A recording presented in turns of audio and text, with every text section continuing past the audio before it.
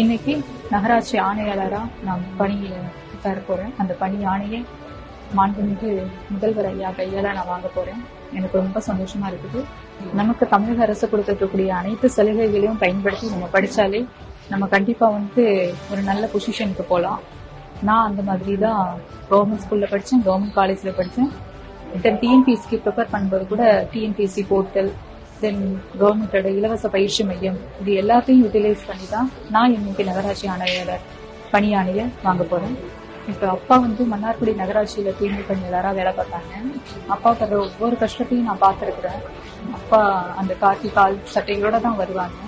அப்பா நல்ல சட்டை போட்டது கிடையாது, அப்பா நல்ல வேஷ்டி போட்டது கிடையாது, அப்பா நல்ல செருப்பு போட்டது கிடையாது. எல்லாத்தையுமே ஒரு பொண்ணா நான் நல்லா இருக்கணும், நான் படிக்கணும், என் பொண்ணு நான் பட்ட கஷ்டத்தை படக்கூடாது அப்படின்றதுல மட்டும்தான் அப்பா ரொம்ப கான்பிடண்டா இருந்தாரு.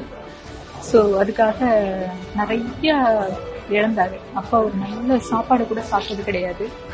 ஸோ அப்பா இருக்கும்போதே இந்த பணி வாங்கியிருந்தேன் அப்படின்னா எனக்கு இன்னும் சந்தோஷமா இருந்திருக்கும். கடந்த 7 மாசத்துக்கு முன்னாடி தான் எங்க அப்பா என்னை விட்டு தவறினாங்க. என்னுடைய தாத்தா, எங்க அப்பா எல்லாருமே தூய்மை பணியாளர்கள். சோ இன்னைக்கு நான் நகராட்சி ஆணையாளராக ஆகியிருக்கேன். என்னோட இருந்து என்னோட தலைமுறை ஒரு மாற்றத்தை காணுது. சோ இந்த வாய்ப்பு கொடுத்த தமிழக அரசுக்கும் மாண்புமிகு தமிழ்நாடு முதலமைச்சர் ஐயா அவர்களுக்கும் என்னுடைய மனமார்ந்த நன்றியை தெரிவித்துக் கொள்கிறேன்.